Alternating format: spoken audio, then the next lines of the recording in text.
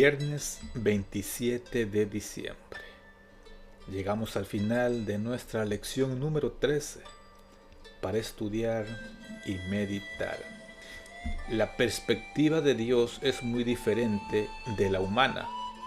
Dios comparte su perspectiva con nosotros a través de su palabra, la Biblia y el poder del Espíritu Santo. Debemos decidir si queremos andar en la oscuridad o aceptar la luz de Jesucristo revelada en la palabra. Es decir, nosotros tenemos que creer por fe, no confiar en nuestra propia sabiduría. Es pues la fe, la certeza de lo que se espera, la convicción de lo que no se ve. Nosotros no tenemos que ser como esta persona que fue a Jesús diciéndole, bueno, tengo un hijo enfermo, si me lo sanas, creeré. Aquí sería la parte de la teología de abajo, ver para creer. La teología de arriba, del cielo, es, no te veo, pero creo en ti. Esto es fe. Y sabemos acerca de Jesús porque su vida, su muerte y su resurrección han sido registradas en la palabra de Dios. Por eso tenemos que creer en lo que está escrito, porque la Biblia fue inspirada por Dios. Fue inspirada mediante el Espíritu Santo a hombres que fueron guiados para escribir las Escrituras, que son las que dan testimonio de Jesús. Los ángeles de Dios pasan siempre de la tierra al cielo y del cielo a la tierra. Los milagros de Cristo en favor de los afligidos y los dolientes fueron realizados por el poder de Dios a través del ministerio de los ángeles. Y es a través de Cristo, por medio del ministerio de sus mensajeros celestiales, como nos llega toda bendición de Dios.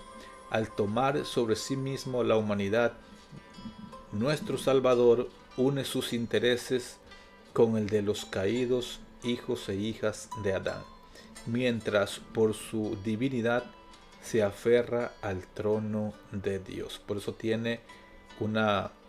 es divino humano, porque tiene que ver con nosotros, hijos caídos de Adán y de Eva, pero también tiene que ver con la divinidad, con el trono de Dios. Y así es Cristo el medio de comunicación de los hombres con Dios y de Dios con los hombres. Es decir, Jesús es el puente. Nosotros no necesitamos confesar a otras personas nuestros pecados, sino ir a Dios y confesarle. Preguntas para dialogar. ¿Cuál de los relatos del Evangelio de Juan es el que más te habla del amor y el carácter de Dios? Bueno, se despojó de su gloria y vino a morir por nosotros. He aquí el Cordero de Dios que quita el pecado del mundo. En términos prácticos, ¿cómo se debe proceder en la búsqueda de la verdad? Bueno, siendo guiados por el Espíritu Santo, quitando al yo de mi vida y estudiando su palabra, porque en ellas hay vida. ¿Por qué suele ser difícil dejar de lado al yo como árbitro de la verdad? ¿Por qué es difícil? Porque muchas veces nosotros creemos tener la razón. Nosotros creemos saber, valga la redundancia, que sabemos más que Dios. Y eso está muy mal.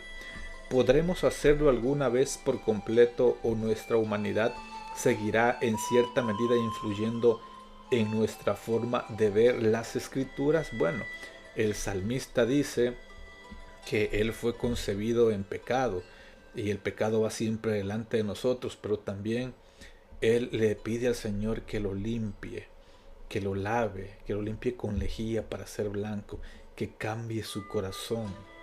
¿Por qué debemos reconocer este hecho y de qué manera la humildad puede ayudarnos? Porque si nosotros reconocemos que separado de Jesús nada podemos hacer, Jesús trabajará en favor de nosotros, porque ya murió en favor de nosotros.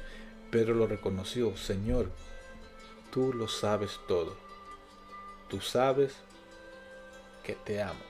Pedro ya no dijo: Señor, yo voy a morir por ti, Señor, yo no te voy a negar, Señor, yo te seguiré. Siempre iba el yo, pero aquí ya no va más. Dijo: Señor, tú lo sabes todo, tú sabes que te amo. La historia del cristianismo occidental está llena de ejemplos terribles de lo que ocurre cuando la palabra de Dios se somete a la política y a los prejuicios humanos. Es decir, cuando nosotros mezclamos política con la palabra de Dios, no vamos a llegar a buen puerto. Vamos a caer en el error. Y esto no debe ser así. ¿Cuáles son algunos de esos ejemplos? ¿Y qué lecciones podemos aprender hoy de ellos acerca de cuán peligroso es que las perspectivas humanas se conviertan en el filtro para la interpretación de la Biblia? Bueno, lo vemos con los discípulos. Ellos, aún estando con Jesús, aunque ya habían leído los escritos antes, no podían reconocer porque su perspectiva no era un rey que viniera a liberarlos del pecado. Su perspectiva era un rey que viniera a liberarlos de la opresión de Roma, de la injusticia, de lo que había antes. Ese es el problema cuando nosotros vemos con nuestra propia perspectiva y no pedimos la dirección del Espíritu Santo. Resume en tus propias palabras el panorama general del Evangelio de Juan. ¿Cuál es su mensaje central para nosotros hoy?